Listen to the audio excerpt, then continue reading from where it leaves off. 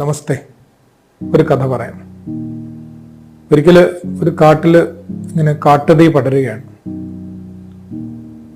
ആർക്കും അത് അണയ്ക്കാനൊന്നും പറ്റുന്ന രീതിയിലല്ല, അത് വല്ലാതെ വിസ്തൃതമായിക്കൊണ്ടിരിക്കുകയാണ്.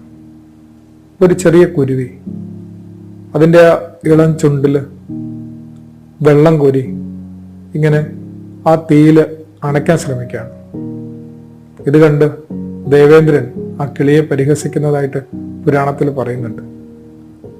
നീ ഇത്തിരി പോന്ന ചുണ്ടുമായിട്ട് ഈ ഇത്തിരി വെള്ളം കൊണ്ട് ആ തീയിലിട്ടാൽ എങ്ങനെ തീ അണയാനാണ്?